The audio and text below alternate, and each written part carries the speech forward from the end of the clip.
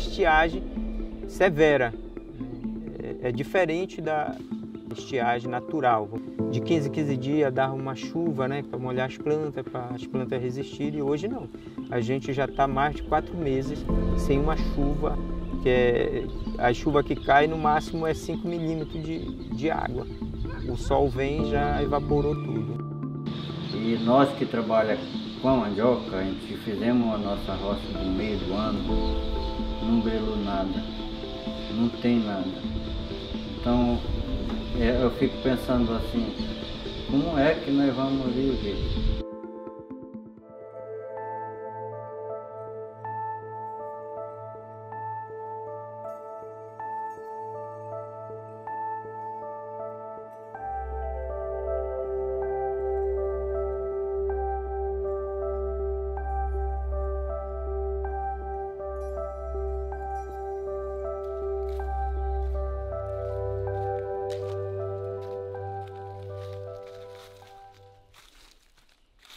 Essa planta, conhecida como cupuaçu, é uma frutífera natural da Amazônia, né? Aqui ela já tem mais de 2 anos plantada e por conta da estiagem que a gente está tendo em toda a Amazônia, a gente está vendo que algumas plantas estão sofrendo muito, estão morrendo, né? Para a agricultura na Amazônia é um desafio para quem não trabalha com a técnica de irrigação.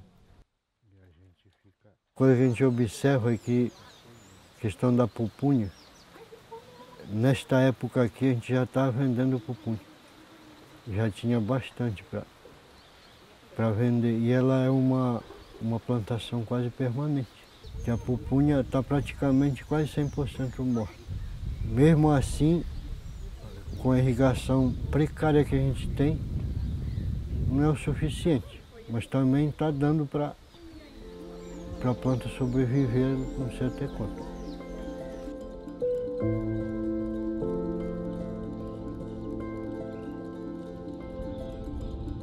Nós estamos passando por uma situação muito grave na nossa região, tanto que, por exemplo, nós estamos agora aqui, nesta localidade, que é uma APA, dentro de uma terra firme, que está passando por um sério problema, porque o poço artesiano que já funciona aqui há alguns anos, inclusive, ele secou. Famílias que tradicionalmente cultivam nesse período melancia, jerimum, maxixe, estão com dificuldade no transporte desses produtos, porque como vazou muito, baixou muito o rio, as embarcações estão ficando distantes. Então tem gente que está perdendo produtos por conta do distanciamento que ficou a embarcação. O prejuízo se dá para quem cultiva a roça de mandioca. Nesse momento, as pessoas estão deixando de fazer roçado, preparando o solo para o próximo período da safra, porque está muito forte a estiagem e, portanto, a orientação é que se evite fazer roçado, se evite fazer queimadas, para ver se diminui mais a intensidade dessa estiagem.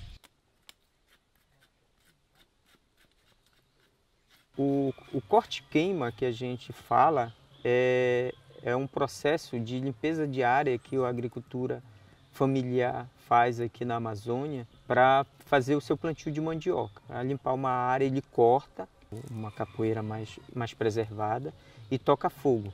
Essa relação do corte-queima com a cultura da mandioca hoje aqui acaba sendo também, num período de estiagem como a nossa, uma ameaça até para causar um acidente e isso se tornar um incêndio florestal. A gente precisa buscar outras alternativas de plantio, como a questão dos SAFs e outras técnicas, para que a gente possa amenizar essa técnica do corte-queima, porque a gente vê que isso não traz benefício a longo prazo, a curto e a longo prazo, para o agricultor, porque ele acaba desgastando o seu solo.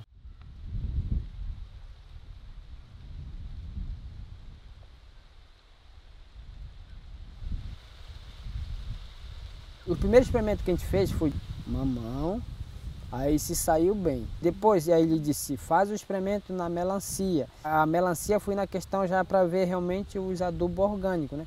Eu consegui tirar bastante.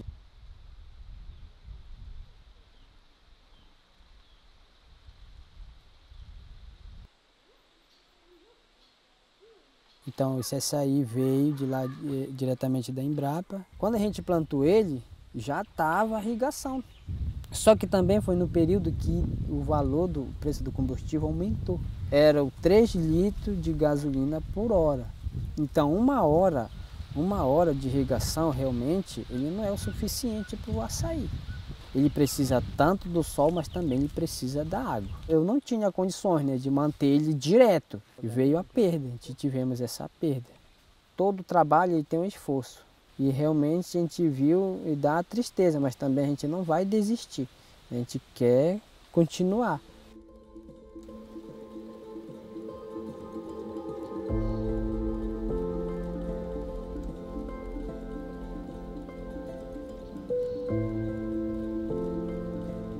A gente sabe que as abelhas têm um papel fundamental na questão da polinização, né? As abelhas nativas da Amazônia já fazem a polinização há muitos anos, né? Da castanha, do cacau. Então, utilizar essas abelhas para fazer a polinização dos quintais produtivos ajuda o produtor a ter uma produtividade melhor. Tem um produtor que ele utiliza a abelha para fazer polinização no plantio de melancia que ele faz todo ano. Então ele percebeu que tanto ele ganha na questão da produção da melancia, quanto ele ganha também na produção do mel.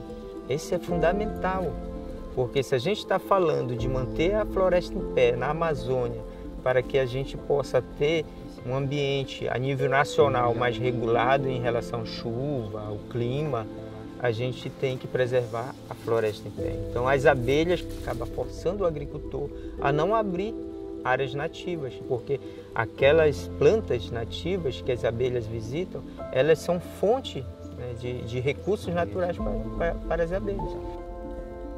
A agricultura não está distante dessa questão das estiagens, né? A gente teve a questão do El Niño, mas a questão da preservação, né, da natureza, preservação principalmente da floresta, ela contribui para que essa estiagem não seja tão forte, né? Para que a gente não tenha essa perda também da biodiversidade.